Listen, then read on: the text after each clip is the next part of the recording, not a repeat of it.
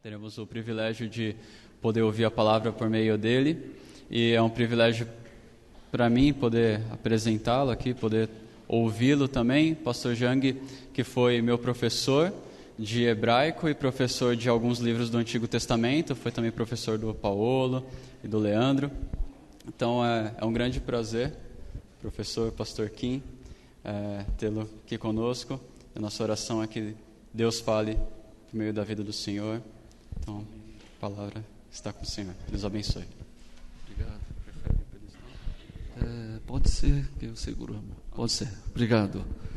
Eu que agradeço a Deus, em primeiro lugar, por esta oportunidade de estar com a igreja, e quero agradecer novamente para o pastor Charles pelo convite, por poder compartilhar esse desafio do evangelismo universitário, e também agradecemos pela hospitalidade.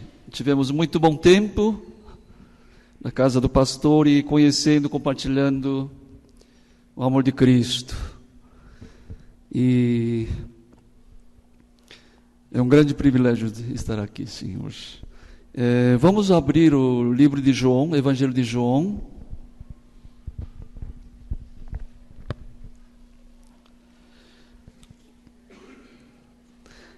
Capítulo 9, do versículo 1 a 5.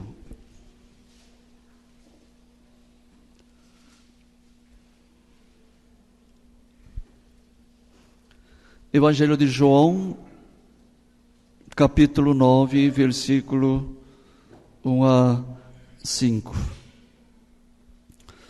Caminhando Jesus, viu um homem cego de nascença, e os seus discípulos perguntaram: Mestre, quem pecou, este ou seus pais, para que nascesse cego? Respondeu Jesus: Nem ele pecou, nem seus pais, mas foi para que se manifestem nele as obras de Deus. É necessário que façamos as obras daquele que me enviou, enquanto é dia. A noite vem, quando ninguém pode trabalhar. Enquanto estou no mundo, sou a luz do mundo. Amém. Antes de prosseguir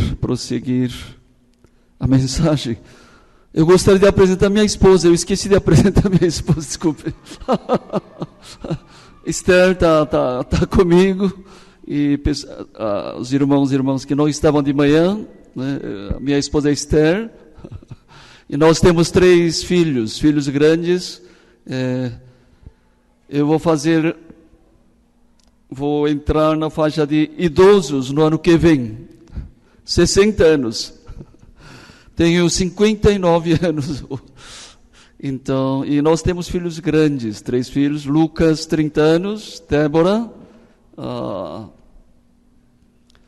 29 anos, com 2 filhas, e o genro, e também a Rebeca. A Rebeca é a nossa caçula, ela tem 27 anos. E Deus tem nos abençoado muito. Agora, voltando a este texto. Jesus estava caminhando com seus discípulos e encontra um cego de nascença. Não é? O versículo começa assim: caminhando Jesus, viu um homem cego de nascença. É importante notarmos esse fato de que o apóstolo João está enfatizando o fato de este cego é cego de nascença.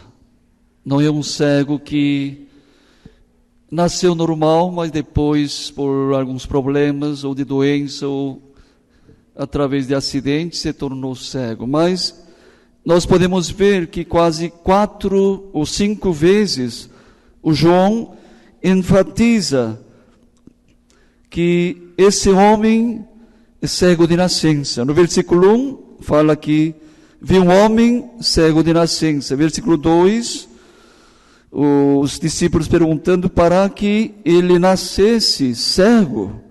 E versículo 19, e os interrogaram: é este vosso filho, de quem dizeis que nasceu cego? 20, então os pais responderam: sabemos que este é o nosso filho que nasceu cego. 24, então chamaram pela segunda vez o homem que fora cego.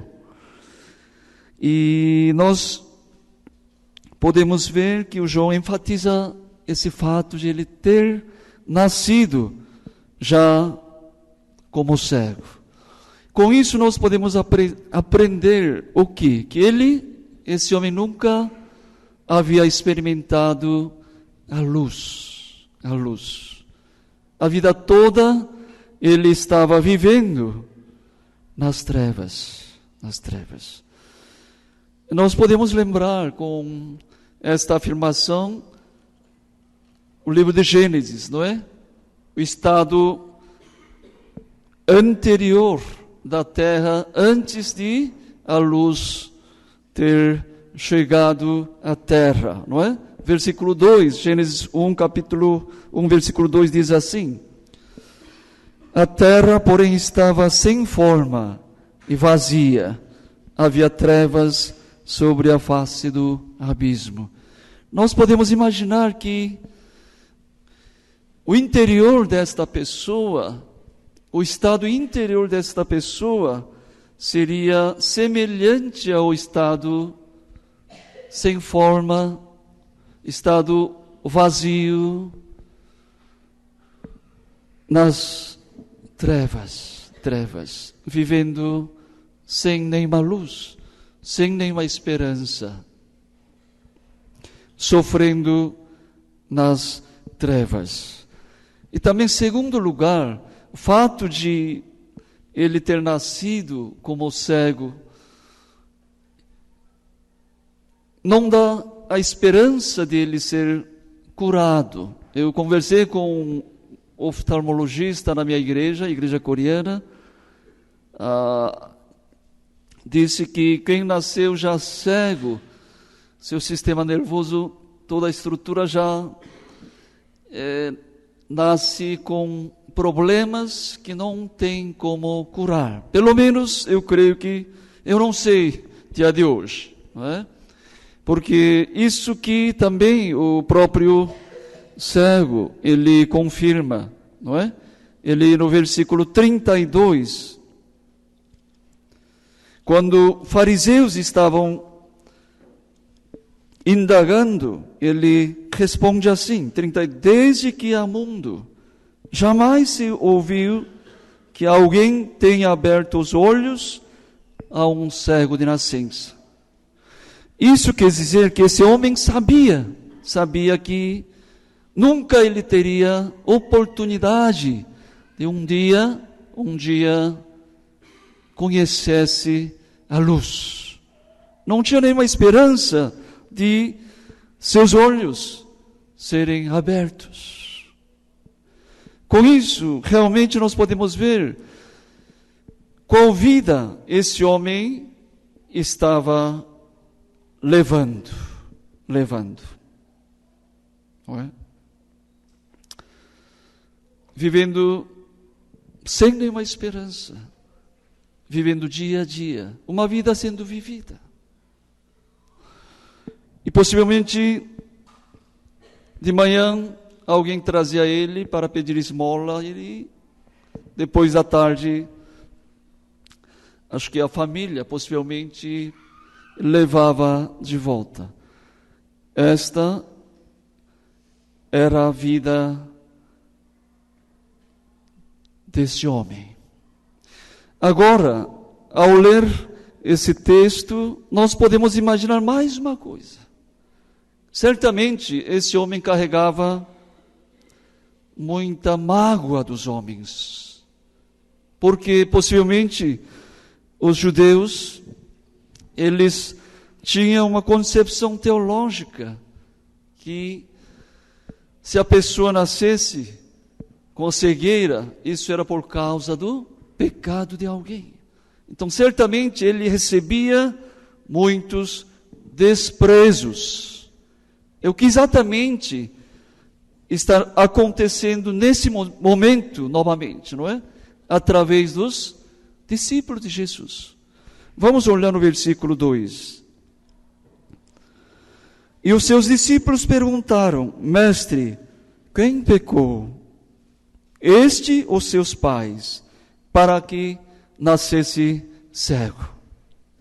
Os discípulos também, nesse momento, apontando o cego, perguntaram para Jesus: Mestre, pecado de quem fez com que este nascesse como um cego?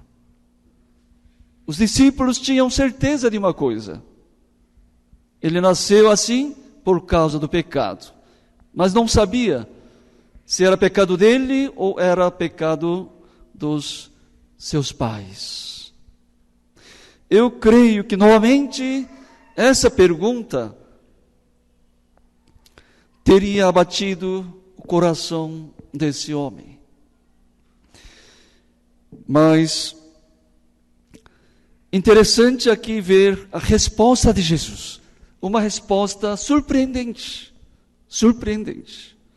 Se nós olharmos Evangelho de João, outros evangelhos, muitas vezes a resposta de Jesus surpreende a gente, não é? Nós lembramos no capítulo 8 aquele caso da mulher adúltera, não é? Adúltera. Os fariseus e escribas queriam testar Jesus Cristo. Trouxeram uma mulher adúltera, não é? E coloca Jesus no checkmate, né? Essa mulher, de acordo com a lei de Moisés, tem que ser apedrejada. E o que o Senhor responde? O que Jesus respondeu? Ele não respondeu nada. Agachou, ele começou a escrever. Mas, como os fariseus insistiam, ele levantou e perguntou: aquele que acha que não tem pecado, seja primeiro a tirar a pedra. Essa pergunta de Jesus, certamente uma resposta, surpreende a gente. E novamente aqui, diante da pergunta dos seus discípulos, Jesus responde de maneira surpreendente. Versículo 3 diz assim: respondeu Jesus: nem ele pecou, nem seus pais, mas foi para que se manifestem nele as obras de Deus. As obras de Deus. O que nós podemos ver através dessa resposta de Jesus? Nós podemos notar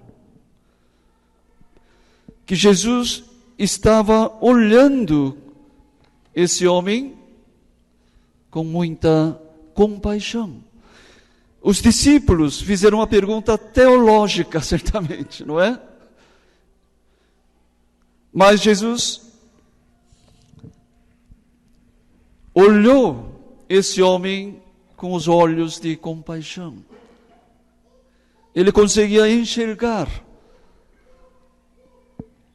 a alma desse homem, o gemido da alma dele, o sofrimento dele. Esse gemido sofrendo nas trevas, sem nenhuma luz, sem nenhuma esperança. Jesus conseguia enxergar essa agonia do homem, porque para Jesus era mais importante a vida desse homem, era mais preciosa a vida desse homem do que uma questão teológica. Nós podemos ver como a visão que Jesus tinha a respeito desse homem era bem diferente em relação aos seus discípulos. Jesus olha seu povo com os olhos de compaixão. Ele conhece nosso sofrimento do povo de Deus, não é? Nós podemos lembrar o livro de Marcos, Evangelho de Marcos, 6:34. 6:34 diz assim: ao desembarcar viu Jesus uma grande multidão, compadeceu-se deles, porque eram como ovelhas que não têm pastor. Havia multidão seguindo Jesus Cristo, e ele olhava a eles com os olhos de compaixão. Aquela multidão que seguia Jesus com o coração cansado, ele conseguia ver aquelas almas sedentas, seguindo Jesus Cristo, buscando uma resposta. E Jesus olha assim, com os olhos de compaixão, não é? Por isso, nós podemos vir a Jesus, não é? Porque Ele conhece o nosso sofrimento, como nós cantamos. Ele sonda o nosso coração, coloca sofrimento do nosso coração, nossa vida no coração dele, não é? E nos dá a paz. E no versículo 4 e 5 diz assim: é necessário que façamos as obras daquele que me enviou, enquanto é dia, a noite vem, enquanto ninguém pode trabalhar. Enquanto estou no mundo, sou a luz do mundo. Ele fala que deve fazer as obras de Deus. E ele, obra de Deus,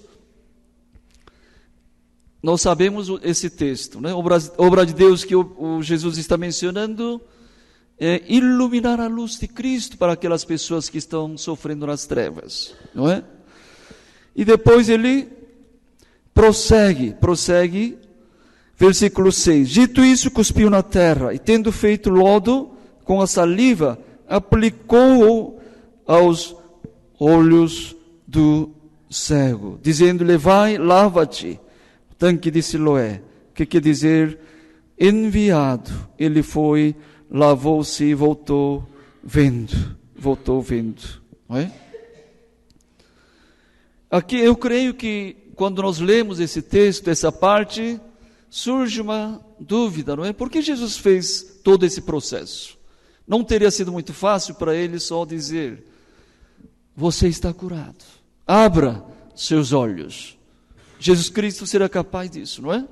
Mas aqui a gente vê que Jesus faz questão de pegar pó da terra com lodo, né? Ele moldando, colocando nos olhos desse homem. Essa imagem faz lembrar qual texto da Bíblia? Qual texto da Bíblia? Lembra o Gênesis, não é? O Gênesis, exatamente. Gênesis 2:7. Quando Deus criou o homem, Ele fez justamente isso, não é? Pegou o pó da terra, moldou a forma humana, depois Ele soprou, não é isso? Justamente, parece que Jesus está fazendo isso, criando a visão desse homem, não é isso? Creio que isso faz sentido, não é? Faz sentido. Por quê? Porque nós já vimos que um cego de nascença não teria cura. Qual seria então a melhor maneira? Criar novamente nova visão para esse homem.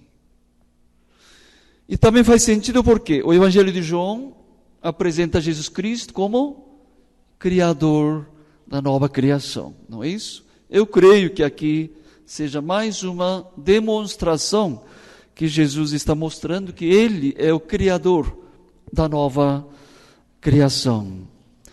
E depois feito isso,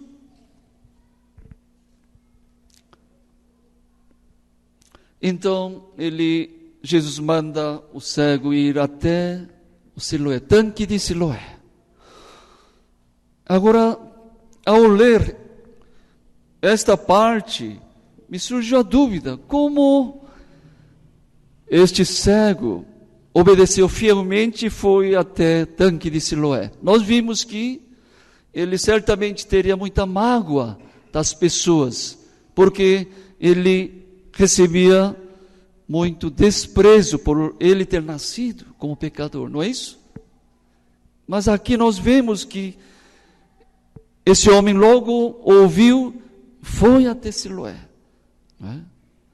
Até Siloé é um caminho não fácil, porque se vocês visitarem Jerusalém, o caminho até Siloé tem bastante degraus. Seria um caminho muito difícil para um homem que não tem dificuldade de visão, não é isso? Mas ele ouviu, imediatamente ele foi até Siloé. O que teria acontecido que ele obedeceu com total obediência? Eu imagino que, apesar de que ele não havia a visão, ele conseguia ouvir. E certamente ele estava ouvindo toda a conversa de Jesus com seus discípulos. Eu imagino quando os discípulos perguntaram para Jesus, essa pergunta de crítica novamente teria magoado mais uma vez o coração do cego. Mas imagina quando ele ouviu essa declaração de Jesus Cristo, dizendo o quê? Versículo 3, respondeu Jesus, nem ele pecou, nem seus pais, mas foi para que se manifeste nele as obras de Deus. Jesus estava dizendo assim, não foi o pecado dele, fez com que ele nascesse cego, nem dos pais, mas foi pela glória de Deus. Glória de Deus. Imagina esta afirmação de Jesus. Teria o poder de libertar desse homem já, aquele jugo que ele carregava. Eu creio que ele chorava mais por causa do pecado que ele carregava, porque ele achava que o pecado dele fez com que ele nascesse cego. Esse sentimento de culpa, pecado, teria feito mais peso para ele do que própria falta de visão. Não é isso? Agora imagina como essa palavra de Jesus. Não, ele nasceu para realizar, para refletir a glória de Deus. Glória de Deus. Não é? Teria criado uma confiança no Filho de Deus, Jesus Cristo. E quando Jesus disse, vá até Siloé, certamente ele, com muita alegria, teria ido até tanque de Siloé. Chegando lá, abriu a visão. Nós podemos imaginar a alegria que esse homem teria tido, não é? Eu não sou muito bom de expressar, mas eu acho que podemos expressar muito melhor o entusiasmo desse homem que nasceu como um cego, viveu até agora, sem visão, abrindo sua visão, olhando tudo. Por isso, nós podemos ver que no versículo seguintes, não é? Então diz assim, versículo 7 final, ele foi, lavou-se e voltou vendo.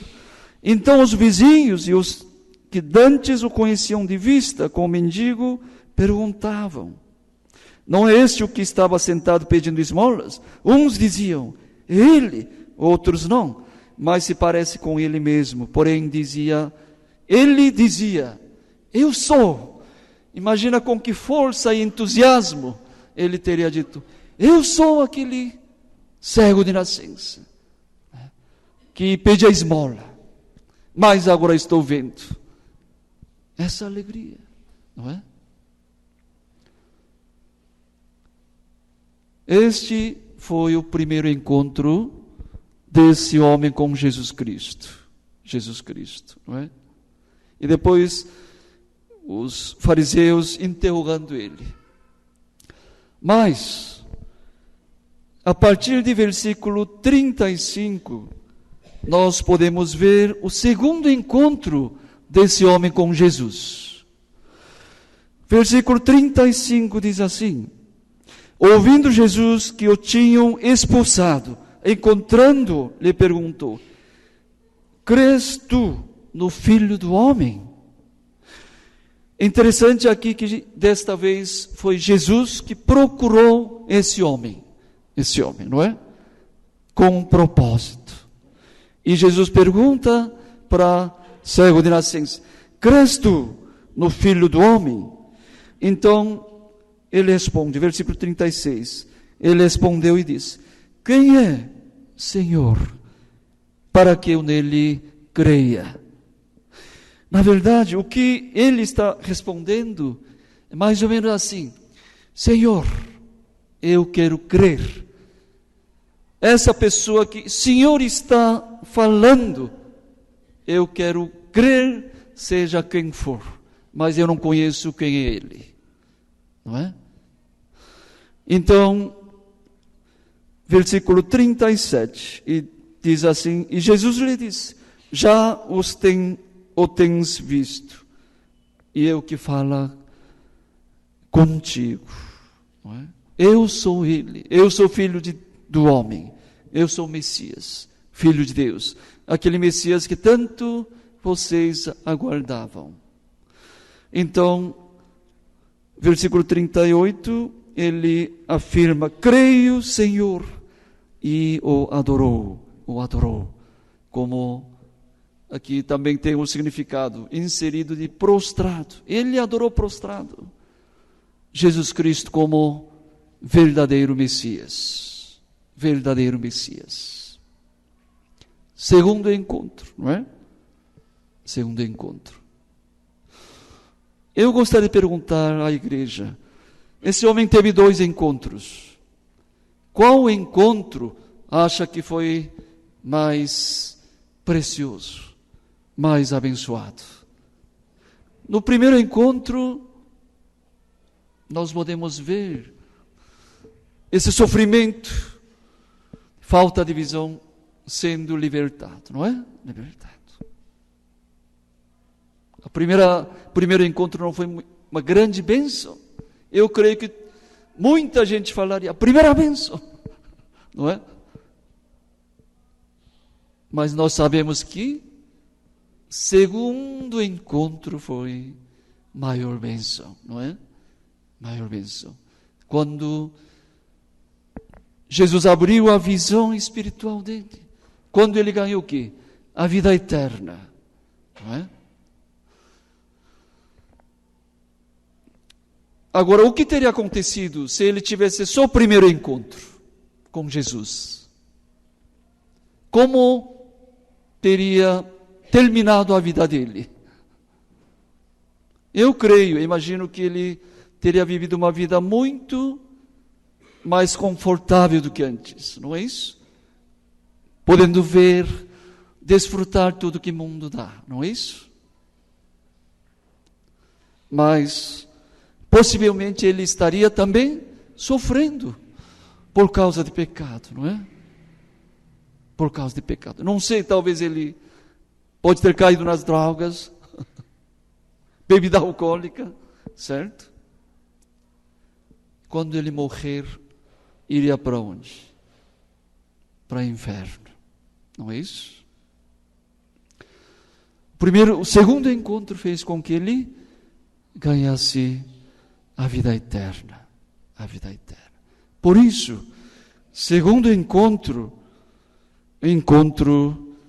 mais abençoado, a vida eterna, não é?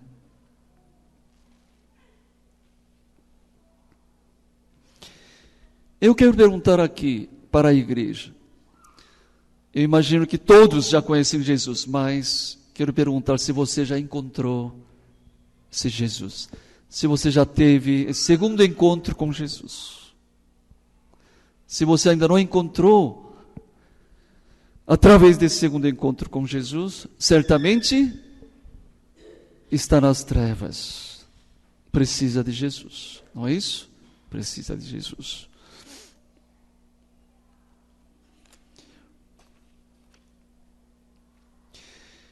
Há muitos cegos de nascença espiritual, né, nesse mundo, não é verdade?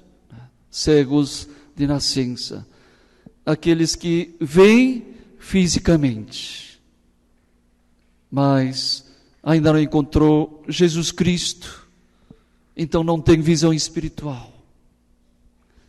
Cego de nascença que nunca experimentou a luz de Cristo, sofrendo nas trevas, sem propósito da vida, sem saber de onde vem, para onde vai, não é?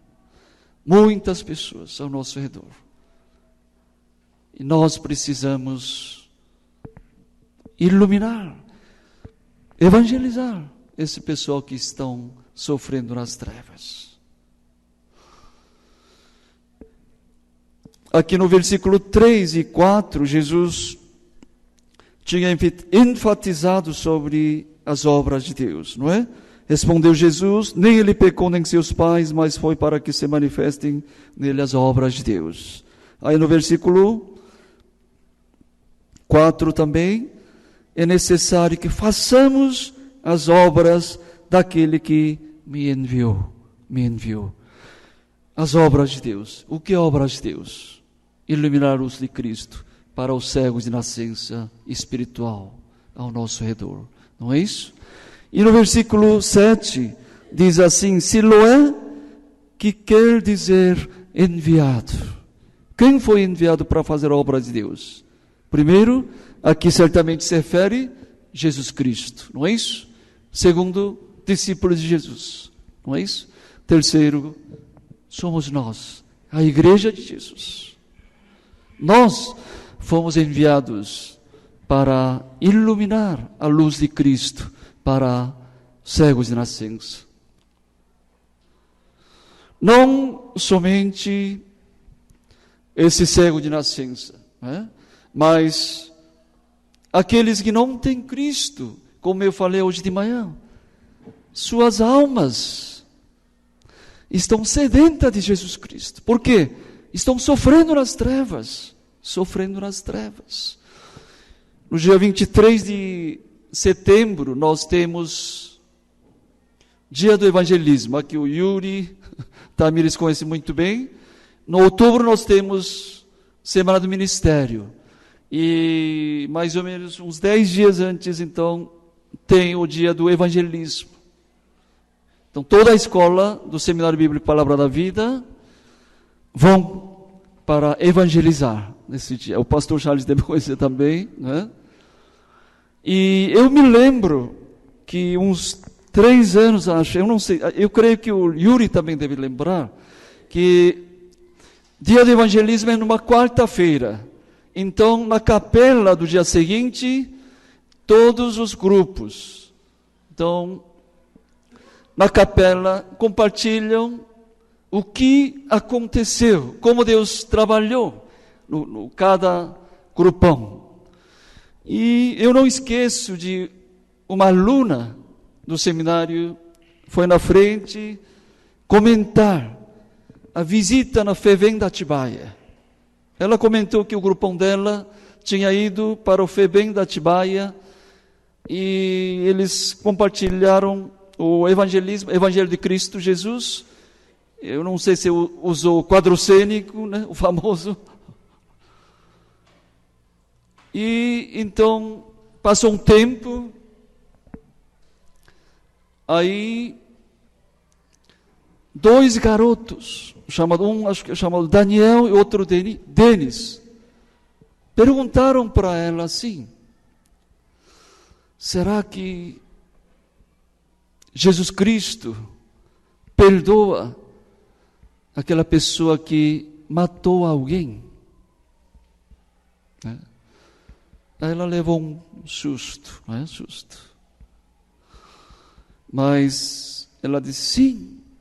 Aí explicou detalhadamente o Evangelho de Cristo. Só que, enquanto estava conversando, o orientador estava chamando para sair, porque termina da hora, né? Porque no FEBEM tem um certo limite do tempo. Então ela assim explicou rapidamente e queria despedir deles.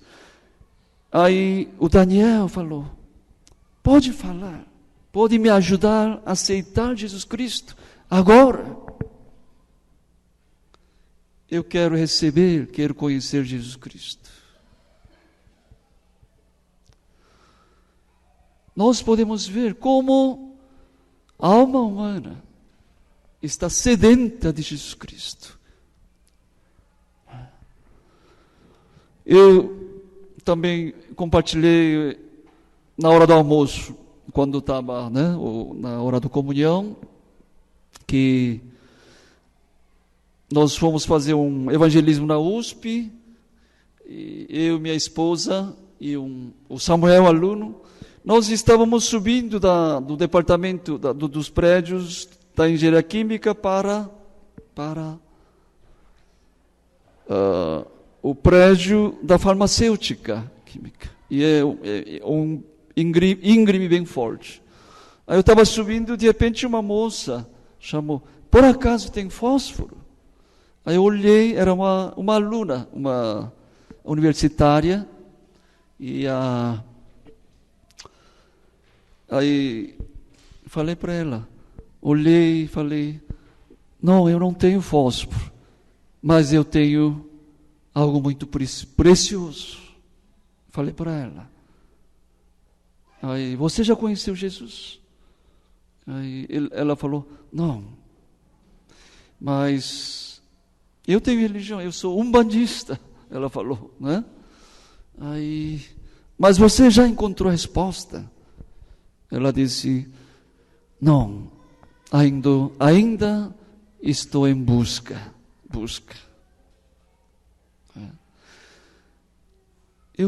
Aí eu falei: mas nós já encontramos a resposta.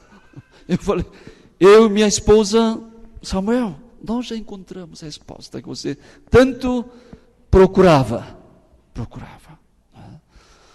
Isso reflete muito bem como a alma humana está buscando, em busca.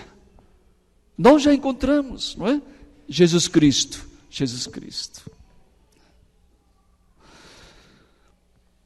Nós somos enviados, não é? E nós devemos fazer as obras de Deus. Eu respeito o pastor Charles, porque essa igreja, eu sei que igreja missionária, não é? Que ama. Mas quando Jesus fala aqui, versículo 4, ele diz assim: é necessário que façamos as obras daquele que me enviou, enquanto é dia, a noite vem. Aqui, Jesus demonstra urgência de missão. Por quê? Porque virá o quê? Porque a noite vem quando ninguém pode trabalhar. Não é? Urgência de missão. Tantas pessoas sofrendo nas trevas, elas precisam de luz. Urgência de missão. Né? Eu quero terminar compartilhando uma ilustração que o seu Haroldo comentou na capela. Mas havia um missionário chinês, um missionário americano que foi na China. Ele serviu com todo o coração, mas não conseguia ver resultados Muito tempo, muito tempo. Aí depois de longo tempo, finalmente, um chinês prontificou a ouvir a mensagem do Evangelho. E o missionário entusiasmado, contando para ele o Evangelho de Cristo. Ele ouviu muito atentamente, muito atentamente. E ele disse assim, o chinês, uau, realmente é uma boa notícia.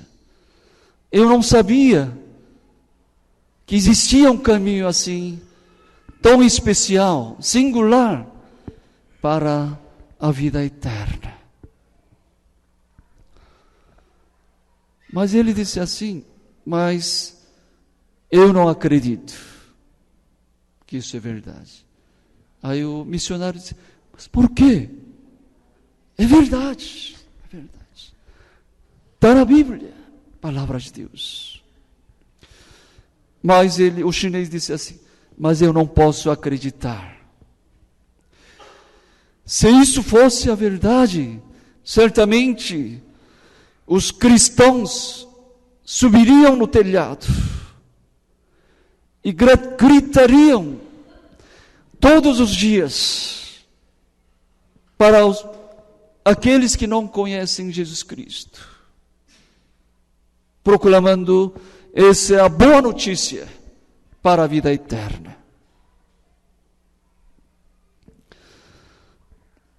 Certamente esse é o desafio. Se realmente nós cremos que o Evangelho de Cristo tem a vida eterna, nós não podemos ficar parados, não é? Sabendo que muitas pessoas estão morrendo, sem Cristo, indo para o inferno, não é isso? Por isso eu gostaria de desafiar a igreja para fazer as obras de Deus. Vamos orar.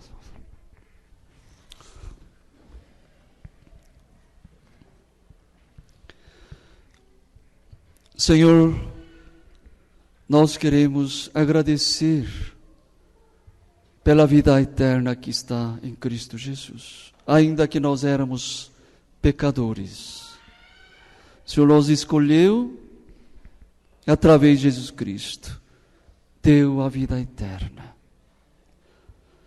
Quando nós estávamos sofrendo nas trevas, o Senhor mandou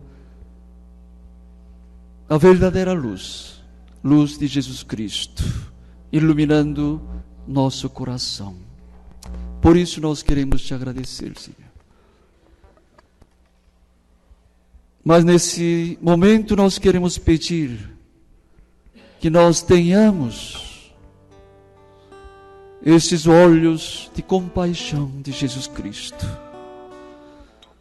conseguindo olhar as almas sedentas dos nossos próximos, podendo proclamar com coragem e com fé o Evangelho de Cristo Jesus, iluminando a luz de Cristo para cada alma.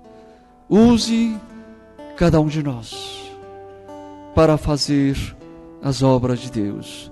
Nós somos enviados do Senhor. Não sejamos mais cristãos de guarda-roupa, cristãos escondidos, mas sejamos cristãos corajosos, proclamando o Evangelho de Cristo com coragem, com fé, com convicção. É o que nós oramos agradecidos, em nome de Jesus. Amém.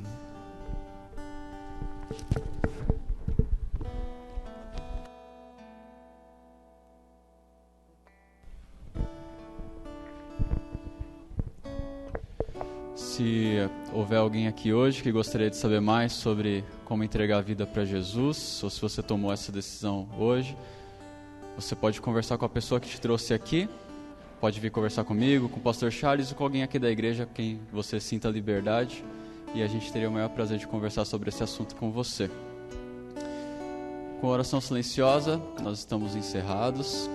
Que Deus os abençoe. Obrigado àqueles que nos acompanharam pela internet. Deus abençoe, irmãos.